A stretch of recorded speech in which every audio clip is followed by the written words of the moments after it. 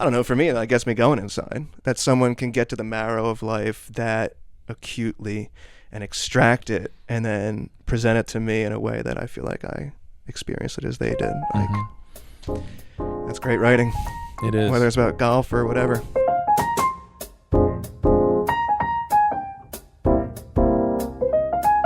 Matt Chominski coming to you live from the golf office here in Devon, Pennsylvania. Welcome back. It's not your first trip. Not my first.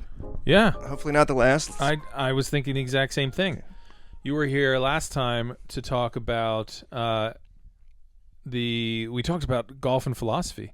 Did. Which was like actually a really popular podcast. It's awesome. You know? Against all odds. Shout out to the Golfers Journal listenership. Yeah. They're a high IQ bunch. Yeah. They heard Aristotle and they were in. He gets people. He's the marquee name. He's the big draw. It is a big draw. And we have another big draw today. We're going to dig in on Darwin. Bernardo. My favorite nicknames. Seriously, that was great. I mean, there's so many things I love about the story in 23 that is titled A Possibly Misspent Life, about Bernard Darwin. But learning his nickname was Bernardo. Yeah. Was up there. What were some of the fun things that in all your research that you were learning that you're like, man, didn't know that? I was surprised that the British of that time, the English of that time, came up with Bernardo, but that just shows that I don't know them well enough. Fair enough. They seem like a fun bunch. Yeah. Yeah. That sounds way more contemporary. Like, hey, Bernardo. Yeah, right. But he was, when was he born? 1876. I was going to say 19th century. So another big name, of course, Darwin. And just the whole family set up and dynamic, and they were interesting to find out just how accomplished they were, and not eccentric, but definitely to our eyes would be, of interest. Yeah. Sort of a bit of an oddity if they were placed in Devon, PA, right next to the coins. No, we would invite them over. Oh, you'd invite them over, but you'd look through your windows every now and then wondering what old Chucky's up to with his worms and dirt and stuff. Yeah, right? Yeah. So that was one of the cool things you allude to in the story is that the family, even aside from Charles Darwin, were really accomplished. Mm-hmm. And that's sort of the backdrop that you set to describe like how Bernardo, goes off on his own and essentially does something, takes on a vocation that doesn't actually really exist. Yeah, hardly right. At the time. Yeah, so he's trained in the law at Cambridge and practices for about a decade and just feels all stultified by it, doesn't enjoy it. Yeah. And then the door creaks open so that he can start writing about golf on a regular basis. And then a couple more gigs came along and made it seem more viable. But there's this sort of moment, right? Yeah. Where it's not sure at all. It's not certain in any way that it's going to pay off. Right. He's going to leave this certain career, his Cambridge education, to go write for this relatively new game on the scene. Yeah. Golf isn't all that old in England at that time. And to write about it for your full-time job and he's newly married and kids are coming. And yeah. But it was enjoyable to learn just how much gusto he had, such a love for life. And he's full-blooded, which came out on the course, as people recount. Big temper. Outbursts. Yeah. Big temper. Big temper on the golf course. Yeah. And one of his best pieces is called Jekylls and Hydes, and he seems to have had that, not just in his game, but his personality. Well, let's talk about his pieces and the research, and because that was one of the things that struck me reading the story is I'm like, damn, how much Darwin did Matt consume? How much was he able to get his hands on? Well, first off, what drew you to why'd you want to write about Bernardo? I kind of, known the name and maybe read a little bit of him, but it's actually quite, I don't know, in-house, I guess. It was 2 years ago, I think, maybe summer 2020. The black Sprinter van of the Golfers Journal came to Jeffersonville. The van, yeah. The van, and bearing one Casey Bannon. You may have heard of him. It does. It does shuttle Casey Bannon around from time to time. Foster as well. And at that time, after the Jayville event, he and I had dinner in Westchester, Pennsylvania, lovely hamlet, with Mark Warman. We were sitting outside, and Casey's like, would really love someone to take a crack at Darwin. And I'm like, really? I want to take a crack at Darwin. Yeah, he had this whole sort of vision, and I was really taken by it, and that kind of gave me the kick in the pants to really start moving on.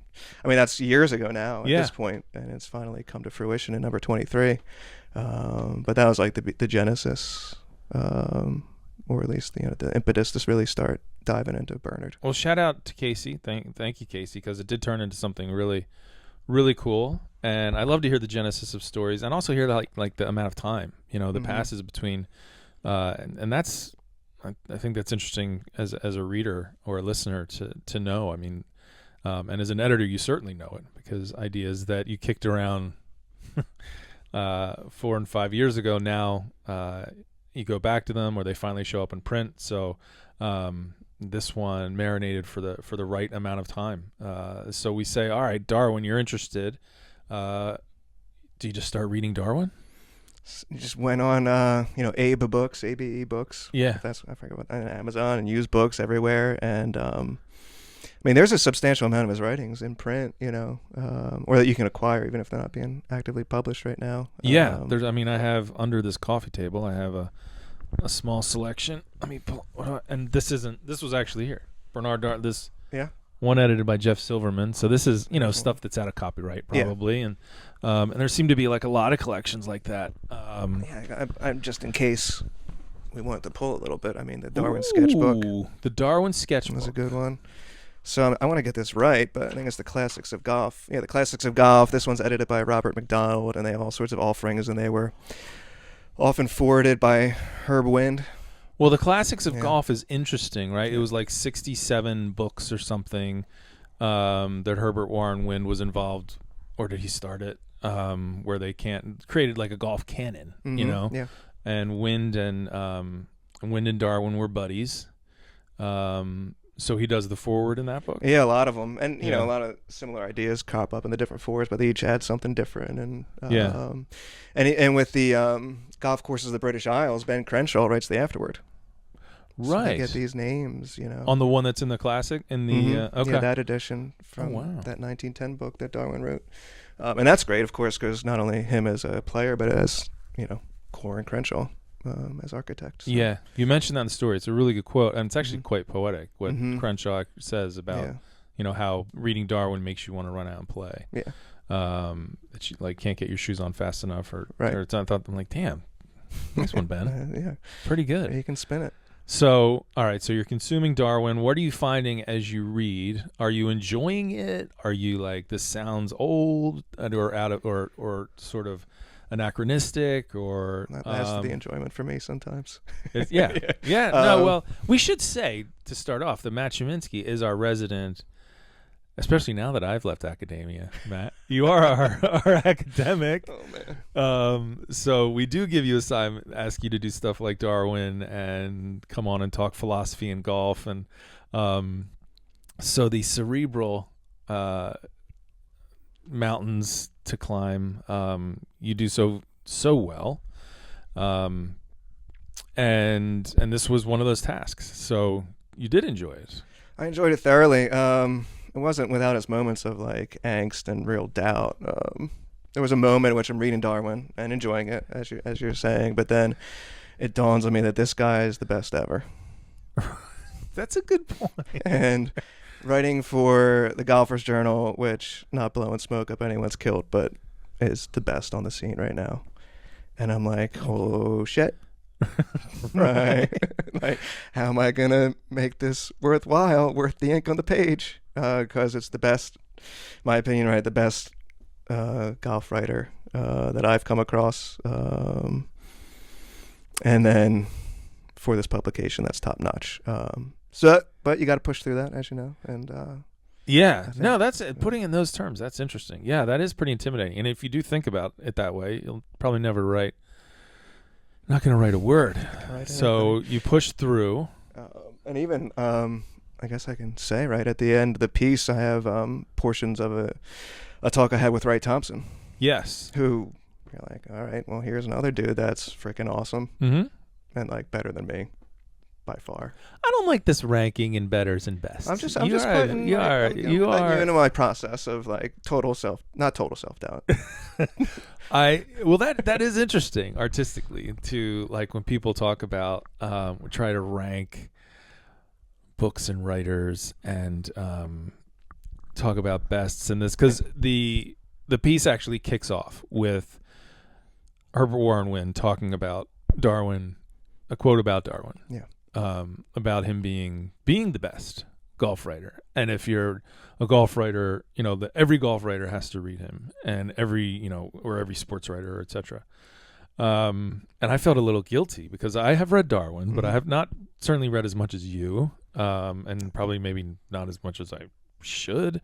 So that sort of gets in your head. But that question of, goods and betters and bests, it's an interesting one. And I think as you're saying, where you rank yourself and sort of being self-deprecating about it, I'm the same way. I get very uncomfortable with any sort of positive commentary. I'm much more comfortable being critiqued, and I don't know if that's sort of some sort of safety mechanism or I should say, like, I don't want to have like a top 5, top 10 list of golf writers, but I guess the experience was like, I'm reading him, and then you just put the book down for a second, like, wow, that's really good. Yeah. Like, really, like, it's so good that I don't want to read anymore because I just want to like sit with that. Yeah. Until I pick it back up in a little while. But what makes it so good to you? He's got a way of writing where he has some of this himself. It's sort of self-deprecating, but he takes it seriously, but he wears the seriousness lightly, which I always like. That it's golf, and it's just golf, but it's not just golf. That we love it. Don't want to love it too much, but we really do. And to express that through prose is really really impressive. And he does have a line where he says you have to let your excitement get into your ink as a writer. And he does that. And he brings you there, and he's like including commentary from like his friends that he's with on like the green sides as he's watching these matches unfold. And it's just very alive. And before like radio broadcasts, even though he did do them eventually, like he's bringing his readers there, and you can feel it, and it's pulsing. But at other times, it almost gets mythical. He's got this impression of Bobby Jones winning at St. Andrews, and it comes up in a couple different places, this image, but it does take on sort of this like mythic quality. Yeah, where like there's this black ring around the green, and it's the crowd, and then the putt drops, and they rush upon him and lift him up in Calamity Jane's in the sky, and he wasn't against hero worship in any way. It does, yeah, and that's a great part of the story. Reading that description makes it into number 23. And it's one of my favorite parts in the piece, because you do get a flavor for he's creating myth, in this wonderful, wonderful way, which is a great sports writer that's trying to turn, sticks and balls into something that's bigger than us. Is I guess that's in some ways your job, when you can pull it off, and he certainly seems to do that. And it's like a founding myth in a way too. It's sort of like, because he's there at the dawn of golf in England. And for golf, I don't know, does he start a golf literature itself? Maybe not, but he definitely brings it to a far more mature form. Yeah, for sure. And I like that, when you get to Wright Thompson in the end, and he's talking about that, what makes good sports writers, that there's different types, that there's sports writers who write about sports, and there's sports writers who just barely write about sports. And I was reflecting on that. I mean, there's so much in this story that's interesting from a writer's point of view. I mean, I got a lot out of it personally, just learning about his life and the choices he made.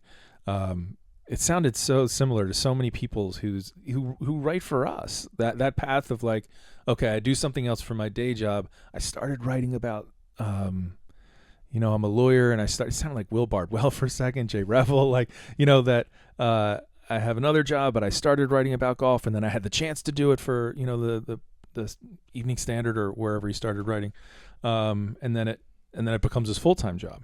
And so it was just reminiscent of the past that like a lot of people, and like yourself, Mr. Chominski, as well, teacher by day, and golf writer by day as well. Yeah, which was pretty really interesting. But that comment of like writers who write golf writers are at their best when they're writing maybe just a little bit about golf. I thought that was really, I definitely identified with that. Mm-hmm. And I thought that's where, so Wynn's comment about, okay, to be a golf writer, you need to read Darwin.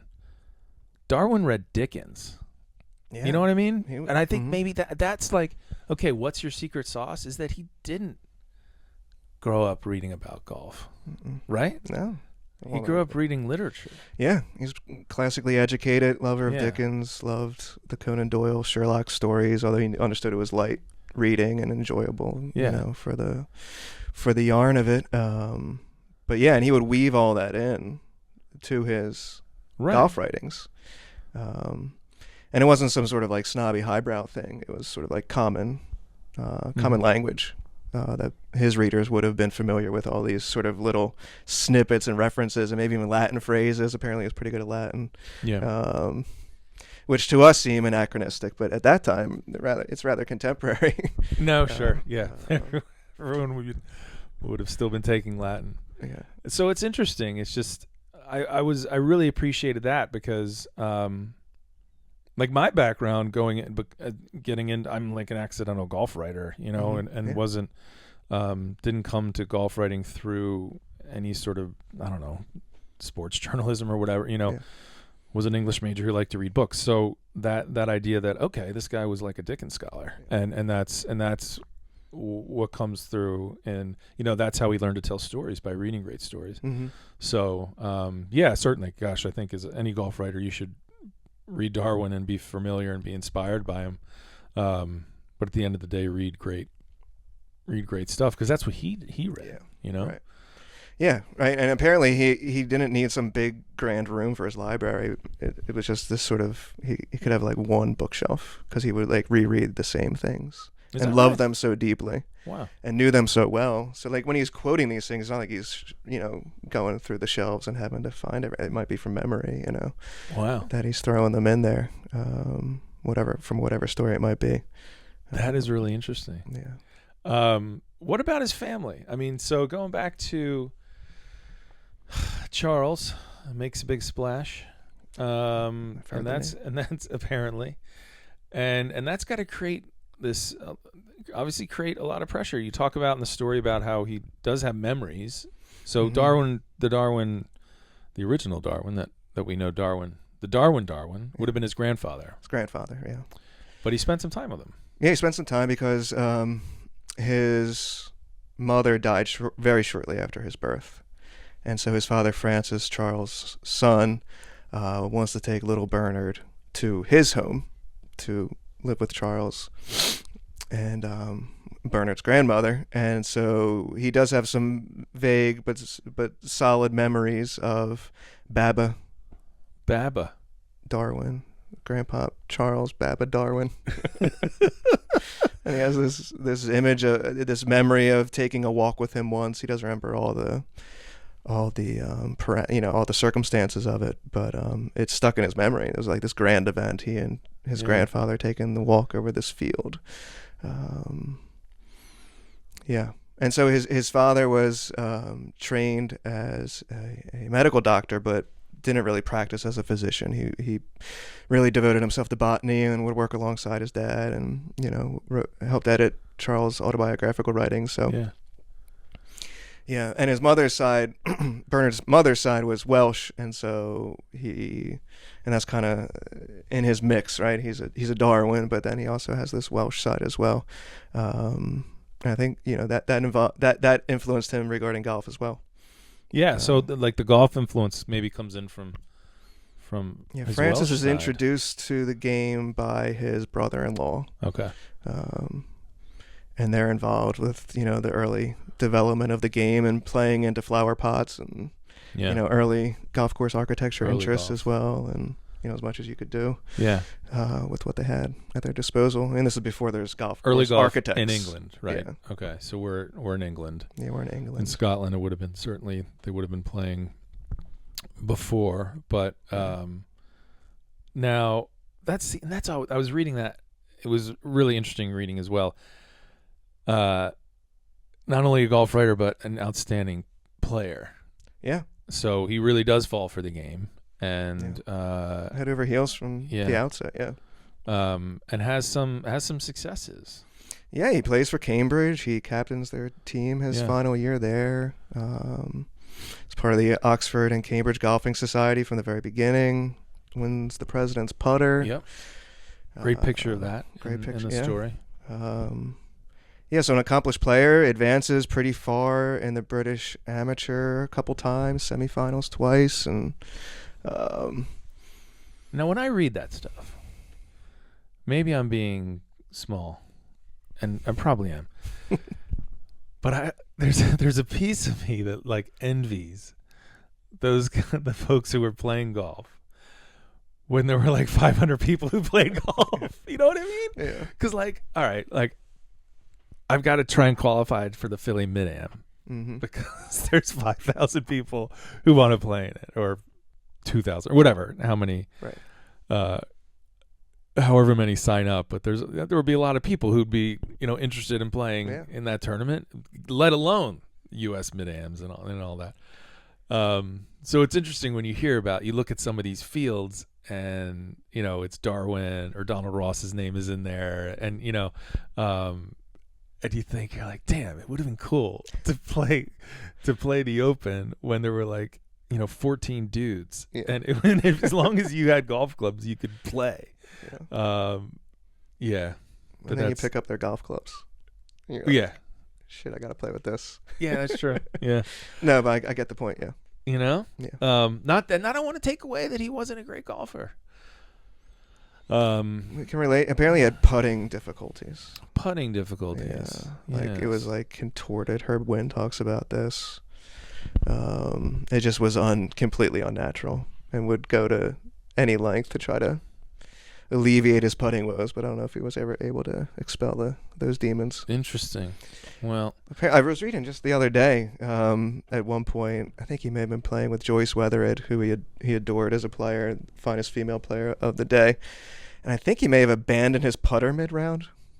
Really? And picked up a wood and started putting with a wood. Back then, they wouldn't have looked a whole lot different. Let's be honest. No, but I love that. Yeah. Right. Forget this. Give me the driver. Well, he was an angry golfer. Yeah, great stories. But he was ahead of his time as well. And you touch on the way he talked about length and the golf ball and technology and golf courses and some of that sounded, definitely it sounded ripped from the headlines. Yeah, he's not an anachronism. He's not just sort of some history piece under the glass. He's as relevant today as he was in his own, which I think shows real greatness, Yeah, that's a good point. Like, we're all of our time. We can all make commentary about the present game, and, some takes are better than others. But the fact that his takes in the 50s and 40s and 30s are applicable to today, you see that in like some others, like Mackenzie's commentary and Ross as well, And I think one of the things Wynn says about Darwin's greatness is because this is Wynn saying that no one knew golf better than Darwin, and maybe no one loved it more ardently than he as well. So you put that combination together, love and knowledge, you're going to get some takes some perspectives and commentary that are rather perennial. Indeed they are. But and he says, even in his own day, like they're worried about stretching courses over 7,000 yards. Back then. Which is crazy to me. To play a 7,000-yard golf course with those clubs and those balls. It's amazing. And I love the section where he's talking about how he enjoys women's golf more because they have to play brassies into greens. Well, what brassies they hit, he says, or something along those lines. Yeah, and what brassies they do hit. So when we're a brassy, what are we talking about? A 4-wood or I wish I could tell you. Yeah, I've looked it up. It hasn't stuck. It's not driver, but it's not an iron. So, but he's like, hey, these, but the men are out there like tossing divots to the green and this, that, they're, so he's he's bemoaning them playing, just having irons into the greens. Yeah. And, now today we're bemoaning everyone having a flip wedge into the green. Yeah. So the conversation it's the same conversation, just different words. So, but he did say something ought to be done to the ball, not the course. That was really interesting. Yeah, that we're going to have to deal with the ball. Yeah. Not the golf course. Which seems to me the easy answer. Well, what did Darwin love about the game? Did he just love everything? He seemed to have a great love just for life. Yeah. And he loved sport from his earliest days. Just loved sport, rugby and cricket, and he writes a book on boxing, and so he loves just that arena, right? Yeah. The man in the arena. At Eton, he just enjoys watching the games that the older boys are playing, and there's sort of this nascent boyhood hero worship that he thinks can be good. Looking up to these bigger lads, and they're pitting their brains and brawn against each other. So I think he loves that full-bloodedness of it. And maybe for all of us, like, it's great just to have a venue where these more maybe competitive and primal and earthy urges get an outlet, whether it's football or rugby or lacrosse. Remember the first time my wife saw me play lacrosse, she's like, "Where did that come from? You're hacking away at this poor fella." And it's all part of the game. Like, this is where it comes out. So I think that's all part of it. And I think it reveals, and you see this in his writings about Bobby Jones and others, but it makes me think mostly of his writings on Bobby Jones. Like, he sees Jones' character in his golf. And a commentator on Darwin said his greatest gift was his empathy. Yes. And he's really, like, as a way of seeing the character of another revealed through his or her actions. And that's it's a great comment, and it would be the great characteristic of any great writer, golf or otherwise. Empathy and curiosity. It seemed like he had those things. Mm-hmm. That's what I enjoyed so much learning about Bernard Darwin, was not about him as a golf writer, about just him as a literary figure, as an observer of the world, as a person who was able to watch people, see what they're doing, and posit a guess as to why they did the things that they did. Mm-hmm. And that's what every artist is trying to do. So it's almost like to put him in this golf writer box is sort of to belittle, not belittle, but it puts him in this category, and people put him in that category, so you can say, okay, he was the best in that category. But that category is not particularly large. He belongs in a category with, his heroes, Dickens and the lot. And Wind credits him as not just being a good golf writer, but a great writer and a great essayist. And maybe Wind wonders maybe one of the best English essayists of his time. Yeah. And another thing I appreciate, he's got the insight, sort of the empathic insight into the character of others and the atmosphere of a place, and he's able to communicate that through his writing. And so he's got a mastery of language that is necessary, right, for great writers, and a real delight in language, which I appreciate. And you see that with Updike writing about golf, and Woodhouse and his comic stories, which are hilarious. They just delight in language and being able to craft something that people enjoy reading. And that's definitely part of Darwin. He's asked by Oxford University Press to write the introduction to their dictionary of quotations. And he has a line about how much joy, one of the chief joys of life is quotation, which I'm like, I don't know what you're talking about, but I'm glad you love them. Which shows really his delight in language and other people's sort of just pithy encapsulations of moments. Yeah, which great quotes do, right? You're like, and I don't know, for me, that gets me going inside. That someone can get to the marrow of life that acutely and extract it and then present it to me in a way that I feel like I experienced it as they did. Like, that's great writing. It is, whether it's about golf or whatever. And I like how you trace, how we go from Darwin to Herbert Warren Wind, up to Wright Thompson, and sort of have the story discusses this sort of through line of storytelling in sports, and I thought that was their relationship was interesting to me. Wind and Darwin, I guess they're separated by, they wouldn't have been. So Wind at some point goes back and goes to school at Cambridge. they wouldn't have been there at the same time. No, obviously. Wynn's younger and definitely like looks up to him. Yeah, some of that hero worship again, but yeah. So they're not contemporaries in that way. But obviously, Wynn got to know him well enough. Yeah, for sure. Yeah, I think that was interesting. The piece as well. You're talking about, Darwin stretches all the way from the Morrises to Arnold Palmer. Yeah, he dies the year, crazy. Or he's born like the year after young Tommy Morris dies in an untimely way, and then he's alive till 1961. I mean, talk about seeing it all. Yeah. Well, I mean, there's been stuff since then, but right. But if you're looking at Palmer, and Nicklaus is ushering this new era of golf and televised golf. Yeah. And what that's done. I wonder what he would think of. What would Bernard Darwin think of golf today, Matt? From what I've read, he seems to start to I don't know if sour, but he's not as infatuated with the high level game as it develops towards his later years of professional golf. As that starts to take the forefront and amateur golf starts to recede in its excellence and importance. And the fact that he does, as you mentioned, right, he does start to really appreciate the women's game for the way it's played, and the way that the high-level men's game of his day starts to develop isn't quite to his taste. Although he's not so dogmatic that he would reject it wholesale. I think he would appreciate the skill, and the ability. But he'd be a purist. I think he's a purist. In a good way. Yeah, and he's a guardian of the game, right? He's RNA captain and parts of he's he's shaping the rules of golf, behind closed doors, and I think he wants to guard the true spirit of the game. So I'm sure he'd have a lot to say. I wonder to the present day game. I think he would too, and he might not like it. Well, he wouldn't. Certainly, I don't think he would like the shenanigans that are going on in the pro game. Mm-hmm.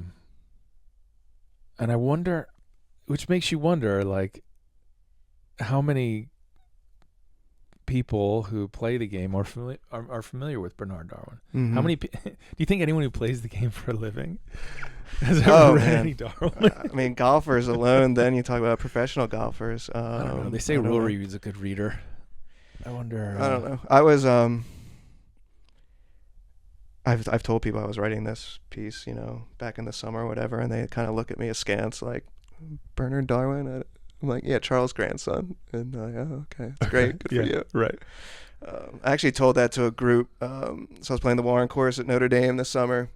And I was playing all right, and I was a single behind this foursome, and they weren't playing all right, and they were kind of looking back at me. They were slowing me up, whatever. I was just taking my time, and I hit a good drive, hit the green, 2 putts par. They're like, hey, do you want to play through?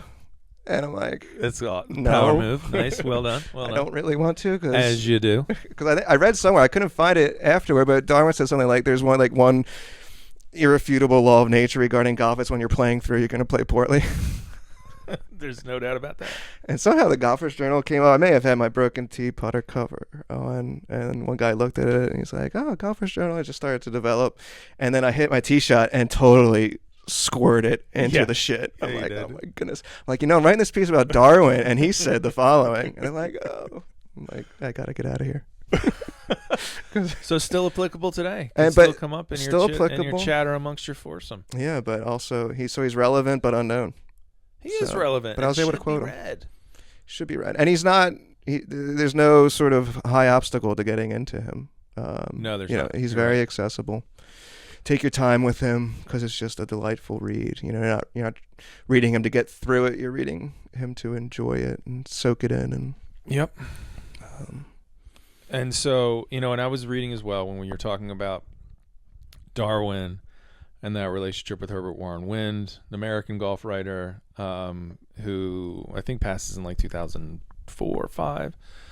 So saw even more golf of that, as the golf world changes, saw more after the 19. What year did Darwin 61. pass? 61. So Wind lives another 40 years. But they both would have played Cambridge, or played golf at what we call the Sacred Nine which is a 9-hole golf course where the Cambridge men's team plays or played, or and in my story, Upon the Heath in Golfer's Journal number 20, we're gonna say 22. We went to that 9-hole golf course, Royal Worlington and Newmarket, or also called Worley, and then or the Pink Jug Club or the Sacred Nine. It's got more names than holes. Yeah. But that was pretty cool to hear, and how much both of them loved that place. And then, when I remember going there and really enjoying the golf course and trying to really put my finger on what made it special. Was it the sort of, for me, it was kind of the legend of Darwin and Wynn both playing there. Yeah, just was so cool. For most people, it's the drink, the Pink Jug, which is the story behind that. I don't know if I put it in the story. It's in there. Yeah. Is it in there? Yeah. About like they ran out of booze and they poured it all. Yeah. They poured everything they could find in these cranberry juice jugs and drank out of that, and that became the logo of the club. But so cool that they both spent time there and loved that place so much. And that's what they say about Darwin. Like with books, he loved playing the same courses. Right. Where did he play most of his golf? Was it? I mean, there's imagery from in the story. There's some imagery from Rye, I think. Where did he play? He played all over the place. I forget. He belongs to a couple clubs, throughout his years. Yeah. Yeah, but he appreciates those same courses over and over again. That really, he's got roots there, but they have roots in him. But he can appreciate playing all over the place. Yeah. As you see in the golf courses of the British Isles. But he does belong to a couple particular clubs, but I'm blanking on their names right now.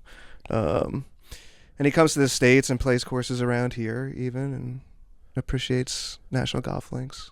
Likes National Golf Links? Goes to Pine Valley. Has some really funny words about playing Pine Valley. I love that he's in there talking about the 5th hole of Pine Valley. 5th hole of Pine Valley. Eternal perdition ought to be left for the Day of Judgment. Yes. For playing Pine Valley. Right. Yeah. But I think he appreciates it. And he has this great line. He says, I wish I had it. I have it somewhere. The number that he's playing. He has no definite number of his score at Pine Valley because he basically picks up his ball on one hole because he's just ping-ponging back and forth into different bunkers. But he does think it's great. He thinks that course is great. I think, and that's, I've picked up at Pine Valley.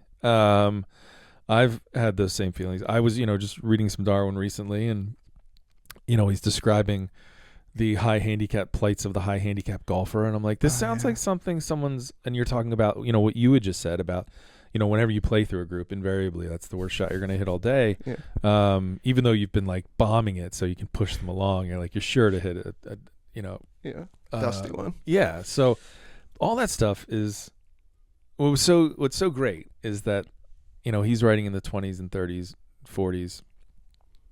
It's all still. Yeah. It's the same thing. Yeah, he's got I guess these would have been common terms of the day, but rabbits and tigers. Tigers are your sticks, and rabbits are your mid to high handicap players. He has this whole bit. It's great. He's got this piece on architecture, and how sometimes architects want to make it easy on the rabbit so the course is playable. Right. But the rabbit might get insulted by that. He's like, I don't want the safe route. You're insulting.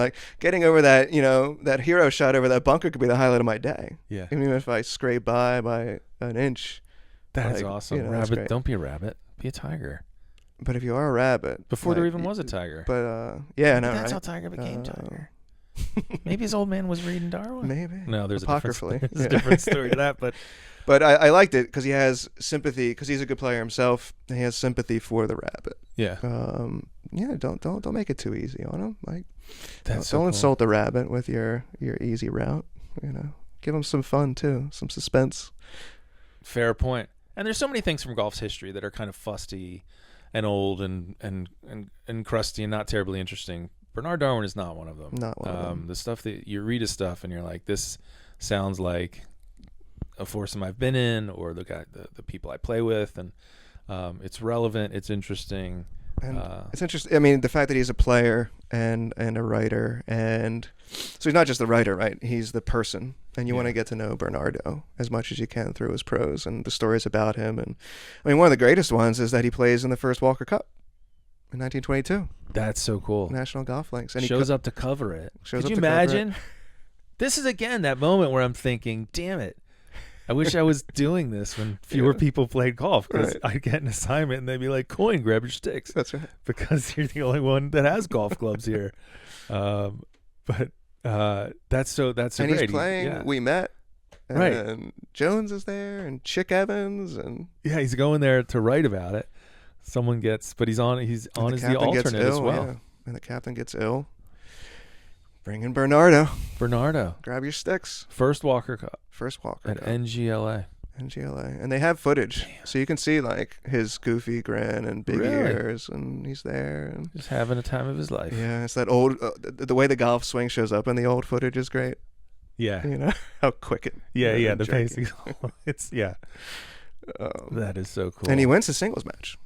Right. He did. He got smoked in doubles. Yeah. I think it was like 8 and 7. Yeah. Something like that. Yeah, I've been there. And then he may have won 3 and 2.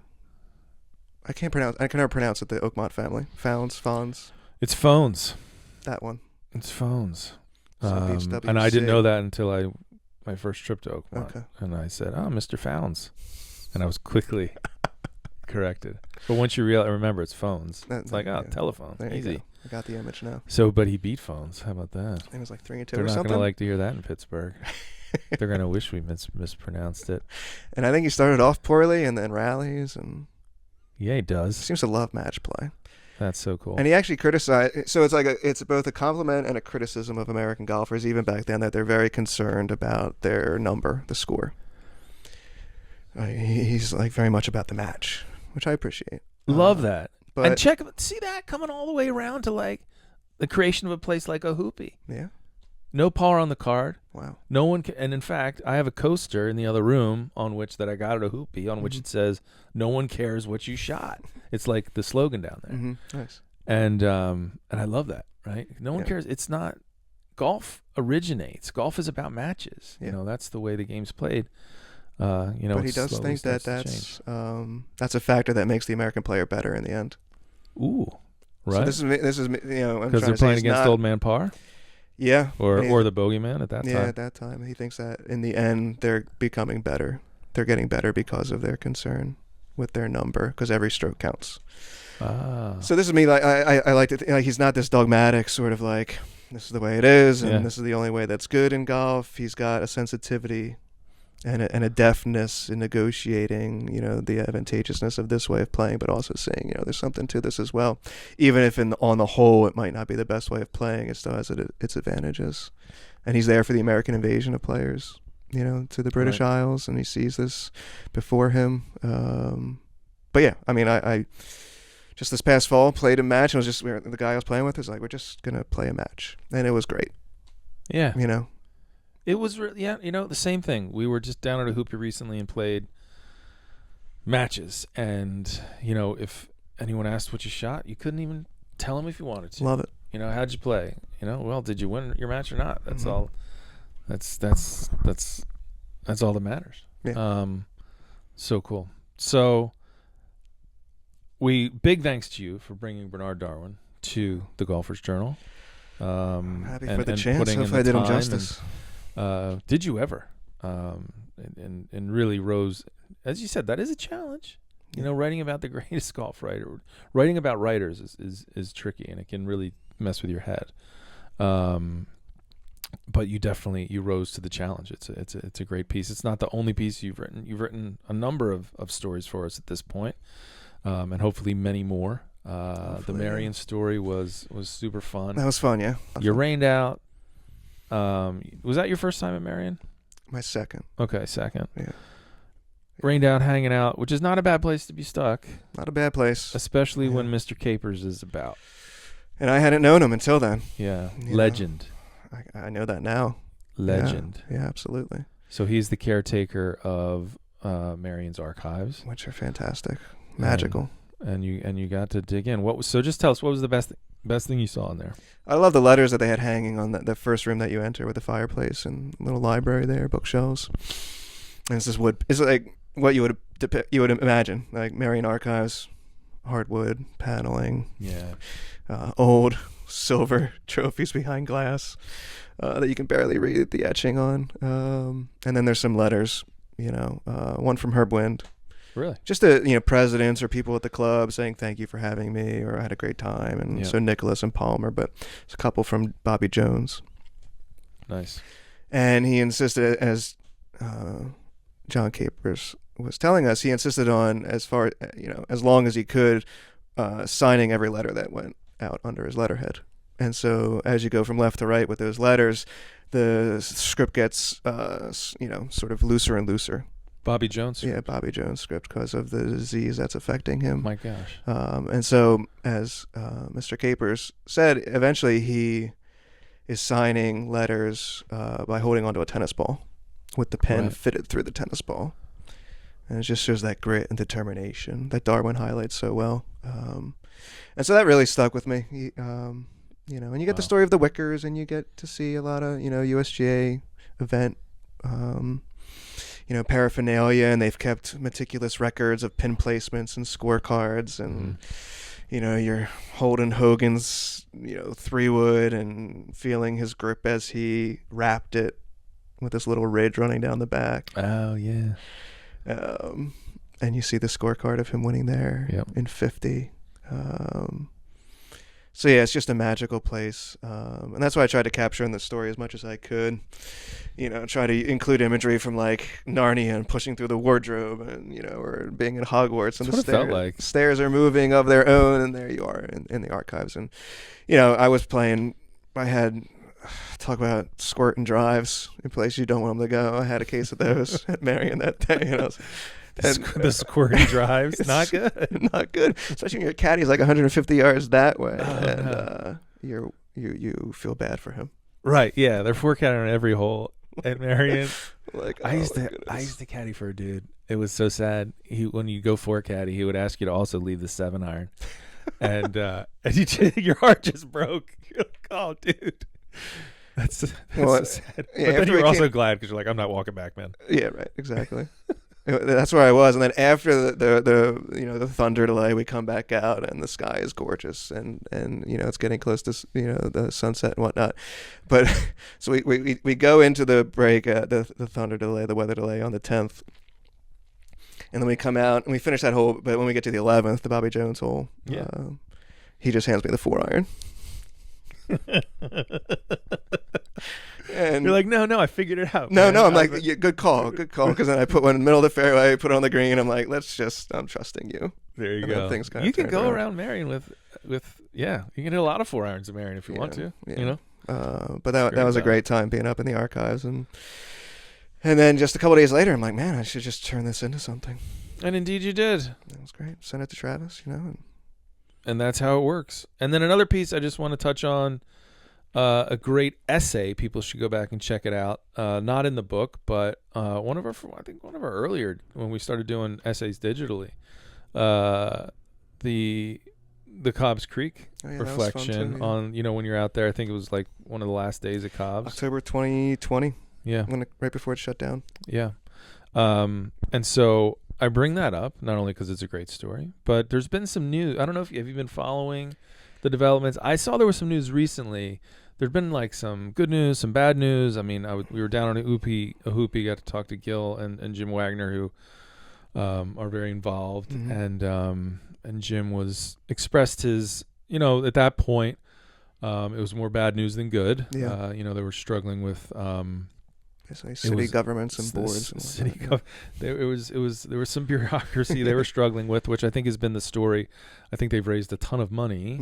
All the pieces seem to be in place to basically turn what, one of Philadelphia's, original public golf course that has an incredible history designed by Hugh Wilson, whose only other course is Marion East. Yeah.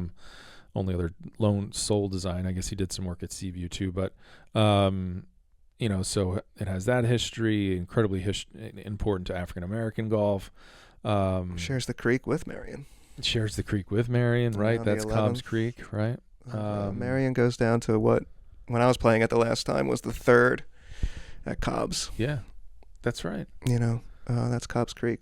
And then when I was there playing those final rounds, that green was just, you had veins opened from the overflow, from the flooding. Oh, well, that green was washed out 100 times. Yeah, I know. So but it's such a great hole. It's an awesome hole. But that's, what they have to do. I mean, it's not just a matter of, it's a major, major project. Because, you're moving water, you're rerouting stuff, you're doing... the work, which is huge infrastructurally. So it's a huge project. But recently, I guess there was some good news that the Art Commission signed off on it. Yeah, they made headway with the Arts Commission, which had been a roadblock. Which I guess it's interesting. You don't realize that the Arts Commission is in Philadelphia signs off on every building in every park or anything that's done in any park. Or what? Why are they even that involved? Far into the weeds? The weeds. God, because Jim was telling me, that they're having these debates with, the city of like we're trying to do this, we're trying to do that, and the city's not even entirely aware that it owns the golf course or that it owns that. It's not like, well, why are you coming to us? They're like, because you own it. Well, no, we don't. Yes, you do. It's like talk about. The levels, trying to penetrate so many different levels to get anything done, in that kind of bureaucratic arrangement. Not easy. But the last news with the Art Commission signed off on it. There were objections in the neighborhood. There's fear of the gentrification and the, what's this actually going to mean for the neighborhood, but. I think it's just going to mean great things. I think that this is more than what they're doing is much more than a golf course. They're turning 2 golf courses into basically 1.5, but with a huge teaching facility and after school programs, first tee, caddy programs, Woods Foundation. The Woods Foundation getting involved. Which is huge. Imagine absolutely huge. That is. Imagine him coming through. Yeah. For an opening or a round. I guess we can talk about. Yeah. Is that official? I don't know. It is now. No. So I was in Merion a couple weeks Foundation ago. May get involved they made that known. They did. So I was at Marion back in November, and they were talking about Cobbs Creek Foundation was talking about it. And the Tiger Woods Foundation signing on. So I guess it's pretty public. Yeah, the idea is that the Woods Foundation has a huge facility doing the programming in California, but now they'll have their next one will be here. Yeah. To have that. Well, there's the Charlie Sifford connection, right? And because Cobbs Creek was huge for Charlie Sifford.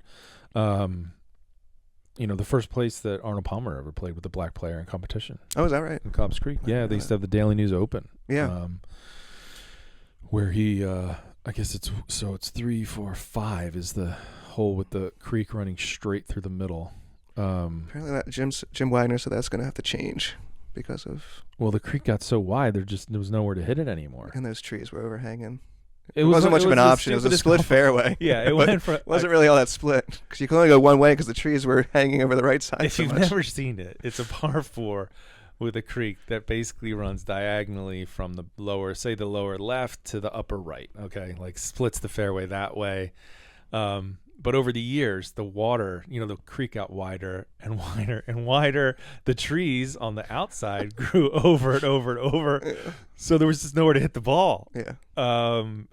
It was like you just literally hit and hope and try to land it on something about the size of solid. A dinner plate. Yeah. And. So they'll have to do some work there, but Arnold Palmer going to be more of a cape hole. It should be. That's what it should be, right? Yeah. But I think Arnold Palmer called that the toughest par 4 in golf or something, or there was some hyperbole, some Palmer hyperbole associated with it though. So great history, so good things happening there, and may they continue to, because it's not just going to be great for Philadelphia, it's going to be great for golf. And you mark my words, that will be, well, they keep pushing it. Since they've announced U.S. Opens through 2079, it sounds like. You wonder if Cobbs would get one, but they're going to get something. They're going to get something special. Start Corn Ferry, start LPGA, and they're going to have real stuff going on there. Which is going to be awesome. Really, really cool. Matt, you're the real stuff. Thanks, Tom. This room is the real stuff. Yeah, dude, it's so great to be recording here on the couch. Absolutely. in the shadows. We can look up and see some of the people we're talking about. There we go. Got some Hogan. There's Johnny McDermott. There's Ben Hogan There's at Marion. young Tommy Morris. There's Talked young about him. Tom. Arnie There's over Bobby there. down there. Mr. Jones. And my daughter very astutely pointed out, we're talking about above me a banner, a painted mural of my favorite golfers, and Caroline pointed out, Dad, where are the women? And so she has drawn a Babe Didrikson. Nice. That is going up here. Nice. She was Babe Didrikson for her historical character, that you could write a report and Nice. play in school. And so Joyce Weathered then too. There sort you of go. The Darwin connection. I didn't know, had heard of Joyce Weathered, but it was cool to learn a lot more about her. And you can find her swing you can find video of her swing. It's really impressive. Someone posted that recently. It was pure. Yeah. It was good. It's like one of those, I guess it was some sort of project, some sort of publishing outfit, and they had like the board behind them with like a graph, so maybe nice. amateurs could try to copy the move, which I would copy her move. It's fantastic. Yeah, it was simpler then. Awesome. Matt, you're the best. Thanks so much for coming on. Thanks, Tom. This was fun.